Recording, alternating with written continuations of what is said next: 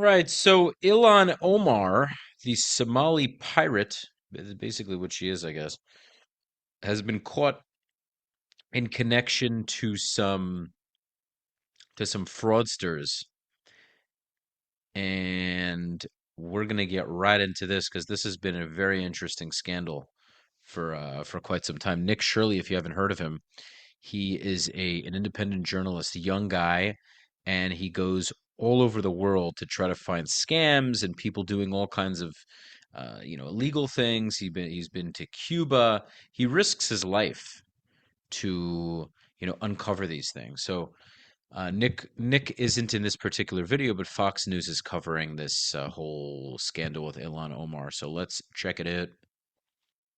So Ilhan Omar's possible ties to a massive Minnesota fraud scheme are back in the spotlight. That after one of the scheme's alleged orchestrators was arrested in Somalia just last week. Garrett Tenney's watching that. Midwest Bureau with more. What details do you have now, Garrett? Hello there. Hey, Bill, good morning to you. This guy who was arrested was allegedly one of the orchestrators of the massive Feeding Our Futures fraud scheme. And when he was charged 4 years ago, Abdusalam Idle fled the country. His name came up a lot during the trial of the now convicted ringleader of the scandal, Aimee Bock. And that trial also exposed multiple communications they had with Congresswoman Ilhan Omar's staff. For example, in February 2021, there was an email chain between Bock and Omar's office with the subject line, "Help with USDA food programs," the same programs that were targeted by the fraudsters for more than $250 million. A couple weeks later, Bock sent Idle an email with the subject line, "Ilhan's office." There was also a string of text messages between Bock and Omar's staff. What did all of those messages say? Well, we don't know that because they were sealed by the court. And when Minnesota lawmakers investigating the fraud requested Congresswoman Omar to turn those records related to her office's contacts with individuals who've been charged or convicted in the scheme, she refused. It's not like a one-off. She has relationships with many of those who've been convicted or charged in this scheme.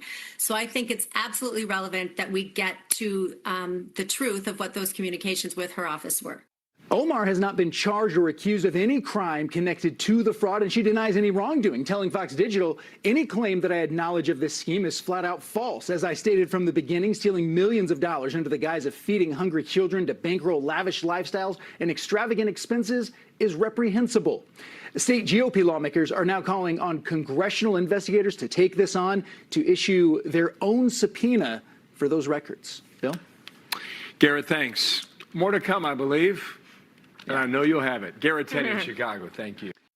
Fascinating. So what do you guys think? You think Ilhan Omar is involved in this whole scheme?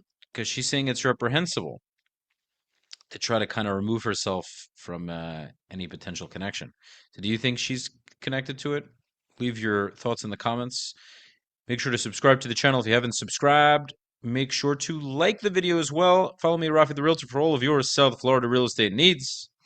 And it would mean the world if you would go to the link in bio for the to the Buy Me a Coffee link and share some shekels. Would be much appreciated so we can continue to grow the show and make amazing content. Thank you guys so much for watching, and I hope you will tune into the next one. Peace out.